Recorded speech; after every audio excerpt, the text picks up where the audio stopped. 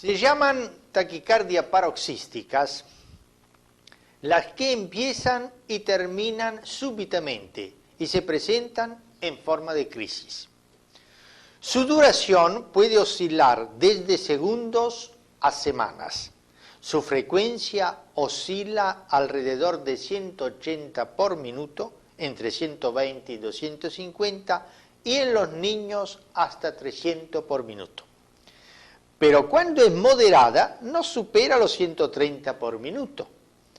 Electrocardiográficamente se distinguen según su lugar de origen en supraventriculares y ventriculares.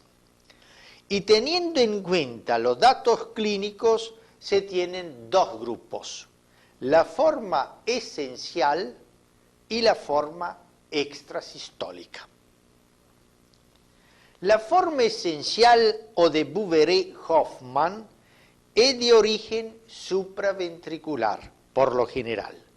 Se inicia y cesa bruscamente y aparece en corazones sanos, generalmente. Al comienzo y al final de la tira electrocardiográfica no se ven extrasístole ni durante los intervalos libres. Los accesos están formados por una sucesión totalmente regular de complejos ventriculares semejantes. La forma extrasistólica tipo Gala-Bardén es por lo general de origen ventricular. Comienza y termina con una extrasístole ventricular.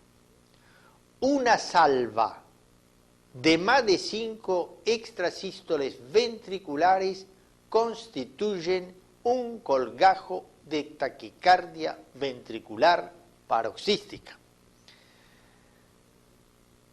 Es más rara, la frecuencia ventricular es menor, entre 120 y 150 latidos por minuto, y se presenta siempre en corazones enfermos. El acortamiento de la diástole reduce el volumen minuto y por ende la irrigación de órganos vitales. La de las coronarias se manifiesta con angor y manifestaciones electrocardiográficas, sus desnivel del ST, T negativa, alargamiento del QT. Si se prolongan más allá de la crisis, se conoce como síndrome post-taquicardia. La irrigación cerebral lo hace con crisis de Stokes-Adams. La figura nos indica que la taquicardia paroxística presenta dos formas: con QRS estrecho y con QRS ancho. Cuando el QRS es estrecho, es siempre de origen supraventricular, cualquiera ya sea auricular, de la unión, fibrilación o aleteo. Cuando el QRS es ancho, puede ser de origen ventricular o supraventricular. Es ventricular porque el estímulo, al nacer en el ventrículo, debe realizar un recorrido aberrante y por lo tanto se atrasa. Es supraventricular cuando existe un bloqueo de rama preexistente o funcional, por lo cual la contracción es asincrónica. Primero se contrae el ventrículo no bloqueado por vía aberrante.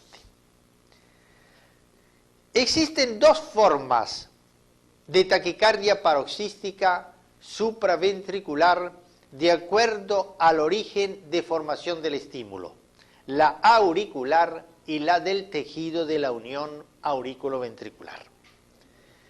Es una forma que comienza y cesa bruscamente y su frecuencia es constante, salvo que el enfermo esté tomando digital. Normalmente, un centro auricular descarga estímulos con una frecuencia de 75 por minuto y el tejido de la unión entre 40 y 60 por minuto. En situaciones de urgencia, Ambos pueden empezar a disparar bruscamente con una frecuencia entre 120 y 250 por minuto. Se suele decir que cuando la frecuencia supera los 70 por minuto, se tiene un ritmo de la unión. Y si supera los 100 por minuto, una taquicardia de la unión. El ritmo de la unión o nodal es un ritmo que aparece cuando cesa o disminuye la actividad del nódulo sinusal.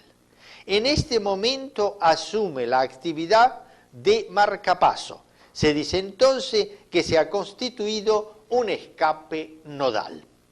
Suele suceder en las enfermedades del nódulo sinusal y en los bloqueos cardíacos. La imagen muestra un ritmo de la unión desencadenado por una bradicardia sinusal.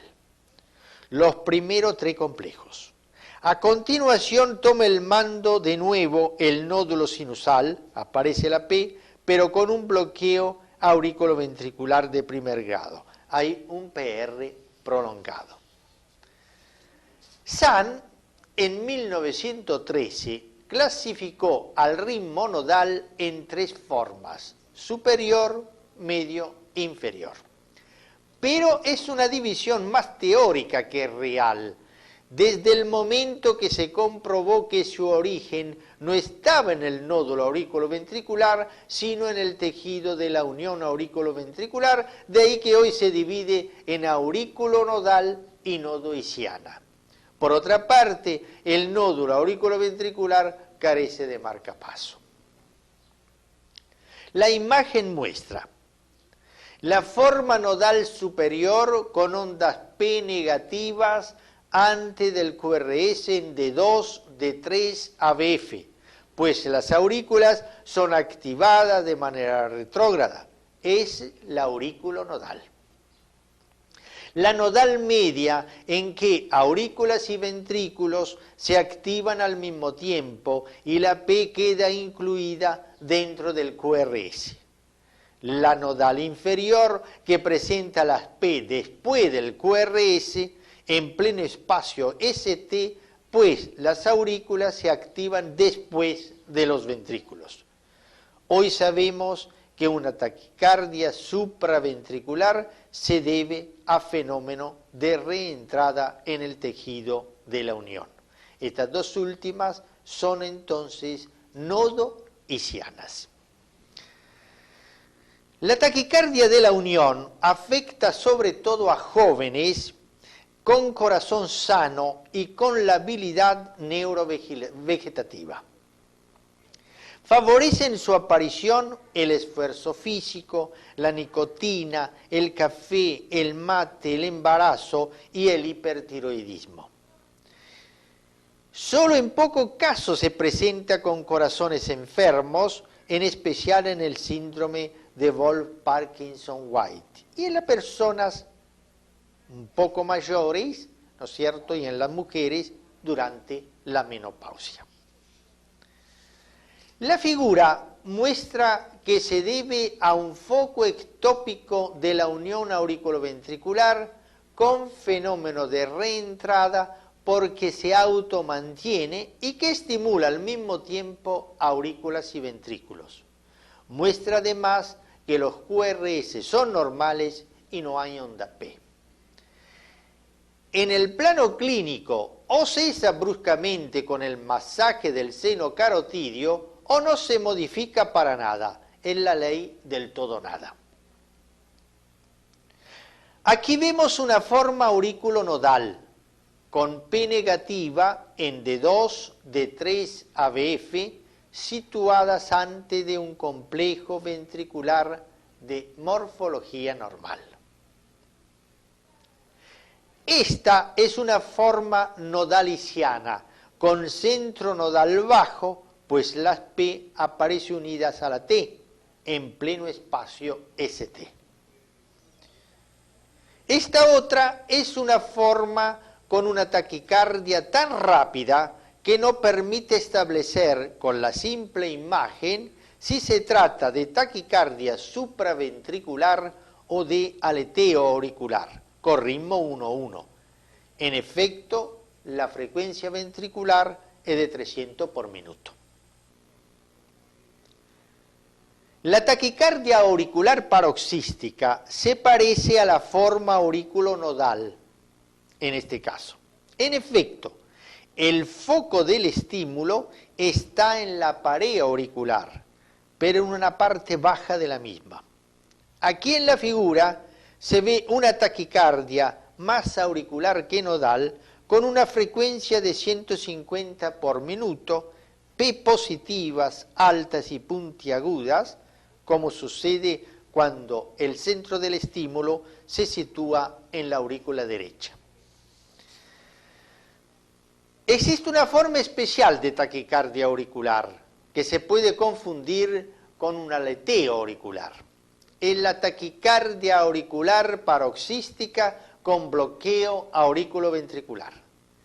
Se ve en la intoxicación digitálica, en la hipopotasemia, pero también en cualquier cardiopatía, y es de mal pronóstico.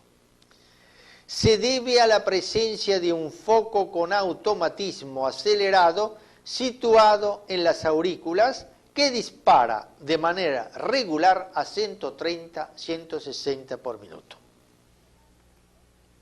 En esta imagen, en la parte izquierda del esquema, se ve que la actividad es igual tanto en las aurículas como en los ventrículos. Esto es 1-1.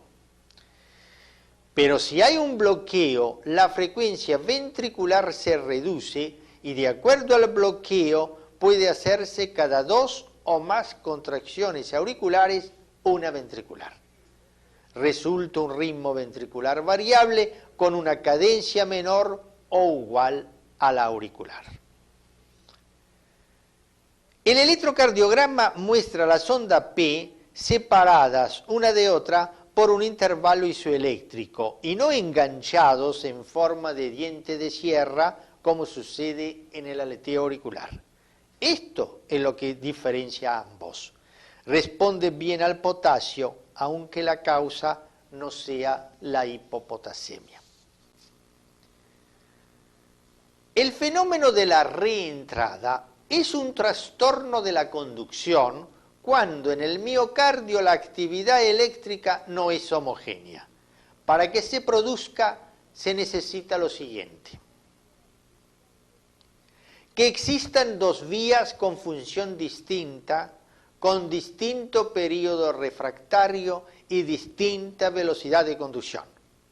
Ambas se unen formando un circuito.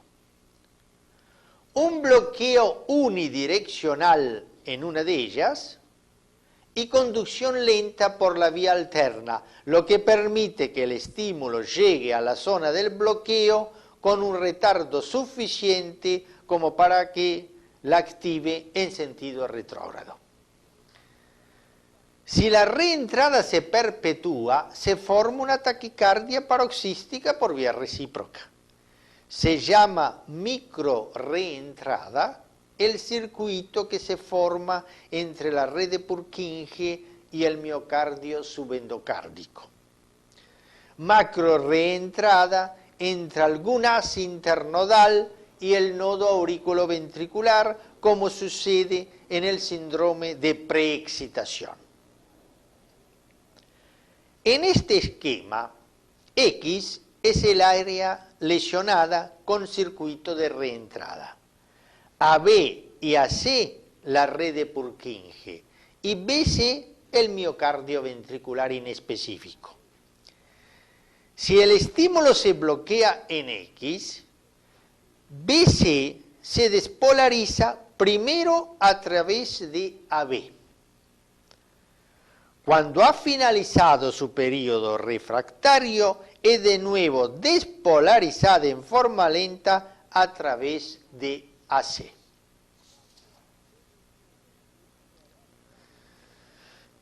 La otra taquicardia paroxística es la ventricular, que se manifiesta bajo la forma extrasistólica de Gala-Bardén, aunque también lo haga bajo la forma esencial de Bouveret en algunos casos. Es decir, que los paroxismos suelen empezar y terminar con una extrasístole. Es una forma grave del ritmo, pues al cursar con un gasto cardíaco bajo puede desembocar en fibrilación ventricular. Por otra parte, el ritmo ventricular no siempre es regular. Cuando dura más de 30 segundos se dice sostenida y debe tratarse, pues puede desencadenar un shock. Se debe a la presencia de un foco ectópico en el ventrículo izquierdo, pero también puede estarlo en el derecho o en el tabique. Se produce una disociación auriculoventricular, pues las aurículas quedan bajo el mando del nódulo sinusal y laten a 70-80 por minuto, pero la P no se ven, pues quedan incluidas en la T o en el QRS. Los ventrículos están bajo el mando del foco ectópico, con una cadencia de 130, 160 o más por minuto. Como el foco está en el ventrículo, la contracción ventricular es asincrónica y el QRS es ancho, como en el bloqueo de rama. La taquicardia es continua, como en A, o en salvas, como en B. En ambos casos se ve que es precipitada por una extrasístole ventricular. Cuando una actividad sinusal llega al ventrículo por la vía normal, este se contrae normalmente y constituye el llamado complejo de captura. Lo vemos en esta imagen donde también se presenta el complejo de fusión, llamado así porque es una mezcla de estímulo sinusal y de estímulo ectópico cuando llegan casi al mismo tiempo. Su presencia es importante para diagnosticar una taquicardia ventricular paroxística. Cuando los complejos van hacia arriba, con imagen de bloqueo de rama izquierda, el foco ectópico reside a nivel del ventrículo derecho, como se ve en esta imagen. Y cuando los trazados son negativos hacia abajo, tipo bloqueo de rama derecha, el foco ectópico está en el ventrículo izquierdo. Cuando la taquicardia es de origen septal o del tronco de la dejís, el QRS presenta poca deformación o no se deforma. Se ha dicho que casi siempre inicia con una extrasístole ventricular, pero puede iniciarla otra arritmia. Aquí vemos que una taquicardia supraventricular comienza un breve episodio de taquicardia ventricular, polimorfa, que termina espontáneamente con una extrasístole ventricular. Cuando los QRS tienen todos la misma forma, la taquicardia se dice monomorfa. La mayor frecuencia del final del episodio de esta figura se debe tal vez a una descarga simpática provocada por la hipotensión de la crisis taquicárdica. Cuando los QRS se modifican, se llama polimorfa o pleomorfa o multiforme. Se ve que es provocada por una extrasístole caída sobre la T. Es el fenómeno R sobre T, peligroso, pues puede desencadenar una fibrilación ventricular.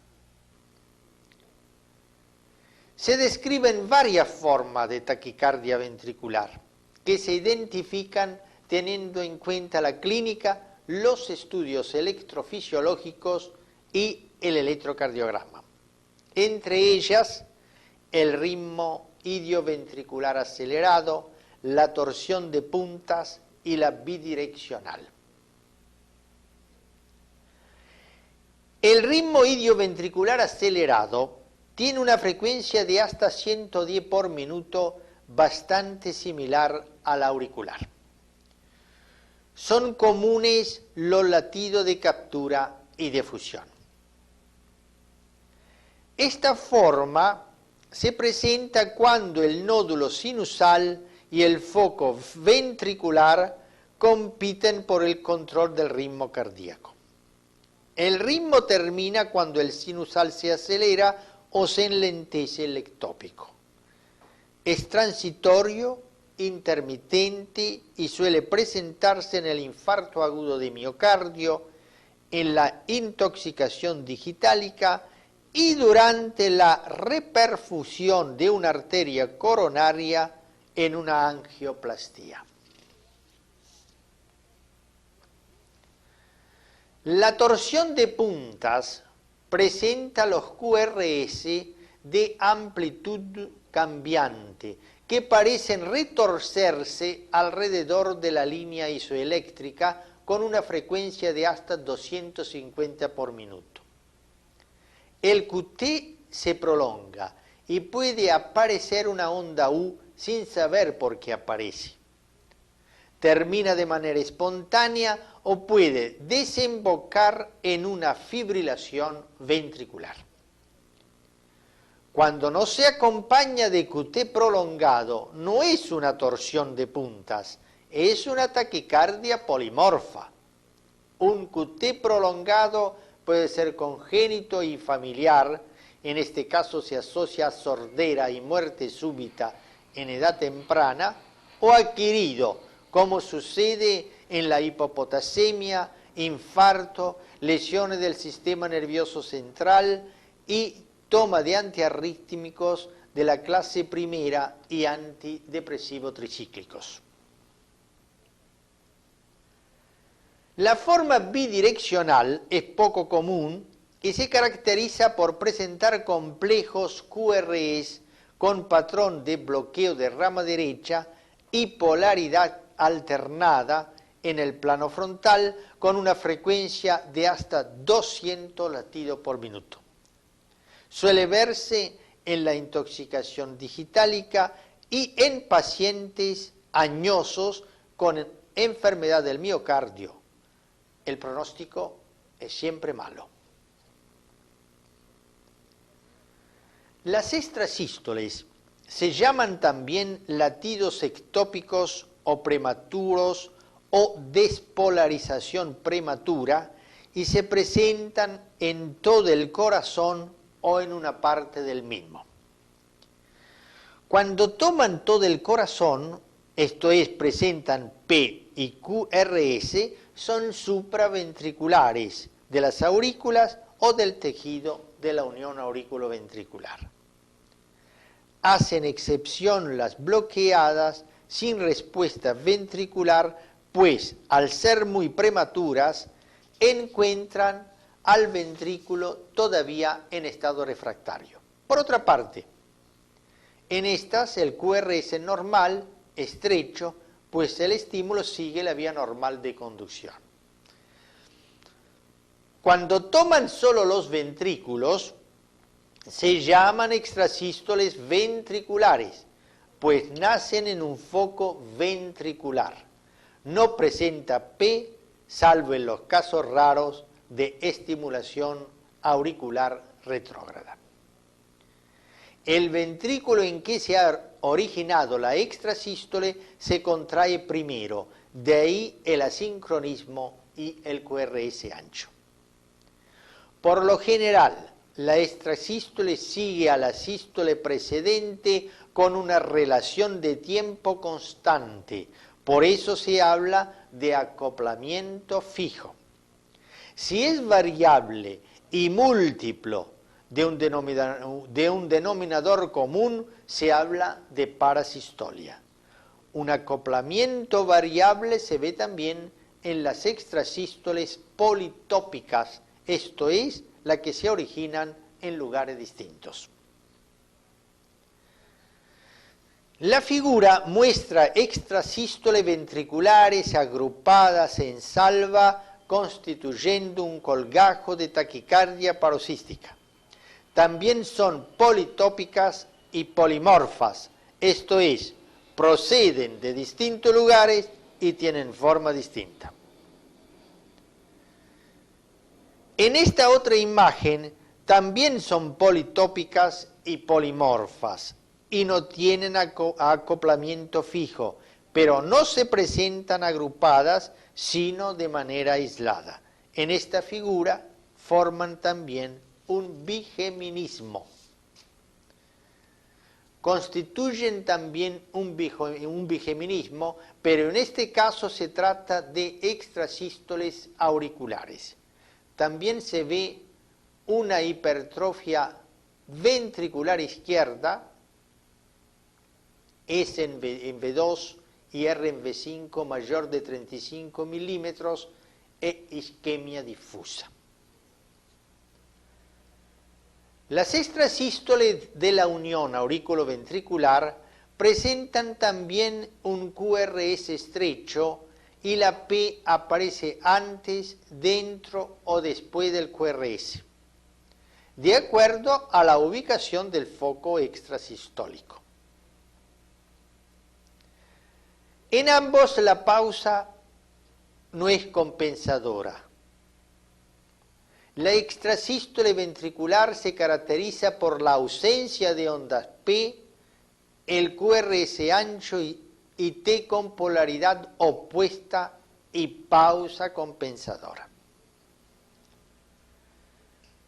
Cuando el ritmo sinusal no se altera por la extrasístole, es decir, cuando la extrasístole se intercala entre dos sístoles normales y no hay pausa compensadora, se llama extrasístole interpolada, casi siempre supraventricular. Se debe a que la extrasístole es muy precoz, por lo que cuando llegue el próximo estímulo sinusal ya ha salido de su periodo refractario y puede responder a ese estímulo. Cuando la extrasístole es menos precoz, casi siempre ventricular, y el estímulo sinusal encuentra al ventrículo aún en periodo refractario, el ventrículo no se contrae y recién lo hace con el próximo estímulo sinusal, de modo que el intervalo entre las dos sístoles normales, es decir, la anterior y la posterior a la extrasístole, corresponde a dos intervalos RR normales. Este intervalo alargado que sigue a la extrasístole se llama pausa compensadora. Para saber si una extrasístole procede del ventrículo izquierdo o del derecho, debe estudiarse el QRS en D1. Si es ancho y positivo, es derecho. Si es ancho y negativo, es izquierdo. Para saber si es de la punta o de la base, se mirará también D2 y D3. Si es negativo en la 3, es de la punta. Si es positivo, pertenece a la base. Se llama parasistolia a una forma rara de arritmia en que una parte del corazón es controlada al mismo tiempo por dos centros, el sinusal y el ectópico ventricular o parasistólico. Este último es protegido del estímulo sinusal por un bloqueo de entrada, por lo que conserva su propio ritmo constante. Cuando el estímulo parasistólico encuentra los ventrículos fuera del período refractario de la contracción sinusal, produce una contracción parecida a una extrasístole. Como muestra la imagen, los espacios de tiempo entre ellos son siempre iguales o pueden ser iguales a un múltiplo de él. Esto es, pueden dividirse por un denominador común. y el acople con la sístole normal es variable. Si es fija, hay que pensar en extrasístole. En el próximo capítulo nos ocuparemos de alteraciones del segmento ST y del infarto de miocardio.